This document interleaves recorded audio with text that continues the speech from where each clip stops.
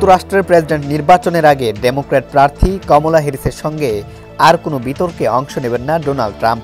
নিজ মালিকানাধীন সামাজিক যোগাযোগ মাধ্যম ট্রুথ সোশ্যালে বৃহস্পতিবার এই সিদ্ধান্তের কথা জানিয়েছেন রিপাবলিকান প্রার্থী ও সাবেক প্রেসিডেন্ট ট্রাম্প। তিনি লিখেছেন, কোনো তৃতীয় বিতর্ক হচ্ছে না। কমলার সঙ্গে মঞ্চের বাগযুদ্ধ অবতীর্ণ হওয়ার আগে জুনে বর্তমান প্রেসিডেন্ট জো বাইডেনের সঙ্গে বিতর্কে অংশ নিয়েছিলেন তিনি। কিছু জরিপে দেখা গেছে টিভি বিতর্কে কমলা জিতেছেন, কিন্তু ট্রাম্পের দাবি তিনি জয়ী, তাই আর কোনো বিতর্কে অংশ নেবেন না। দুই প্রার্থীর বিতর্ক সরাসরি দেখেছেন 6,70,00,000 মানুষ।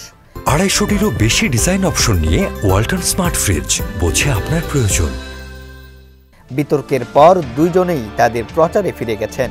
বিশেষ করে যেসব রাজ্যে প্রবল লড়াই হতে পারে সেখানে দুজনই প্রচারে জোর দিয়েছেন।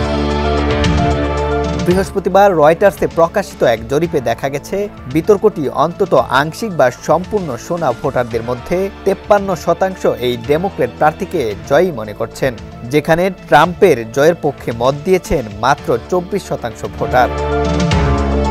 এদিকে ট্রাম্প নিজের পারফরমেন্স নিয়ে যথেষ্ট আত্মতুষ্টিতে আছেন। তিনি বলছেন, ভাইস প্রেসিডেন্ট বরং তার কাজে মনোযোগ দিন। তবে রিপাবলিকান পার্টির 6 জন দাতা ও ট্রাম্পের 3 উপদেষ্টা মনে করছেন নিজের কথা গুছিয়ে বলতে পারেননি সাবেক প্রেসিডেন্ট, তাই মঞ্চে কমলা জিতে গেছেন। ট্রাম্পের পোস্ট ভাইরাল হওয়ার পর এক জনসভায় থাকা কমলা বলেছেন, আমি মনে করি আরেকটি বিতর্ক ভোটারদের প্রাপ্য। তবে ট্রাম্প বলছেন, লড়াইয়ে হেরে যাওয়ার পর প্রথম কথাটা পরাজিত মানুষই বলেন, আমি আবার লড়তে চাই। নিবন্ধিত ভোটারের 54% প্রয়োজনীয়তা ভোট না করলেও 46% আরেকটি বিতর্ক অনুষ্ঠিত হওয়ার পক্ষে।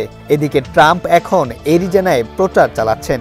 এই রাজ্যে তীব্র প্রতিদ্বন্দ্বিতা হতে পারে। দুই প্রার্থী এখান থেকে জয়ের আশা করছেন।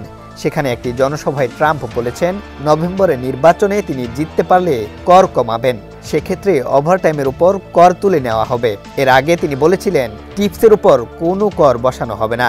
সেই প্রতিশ্রুতি এত জনপ্রিয় হয় যে কমলাও একই প্রতিশ্রুতি দিয়েছেন।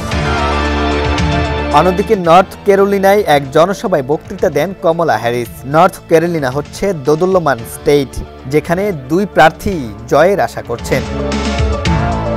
ডেস্ক রিপোর্ট, সমকাল।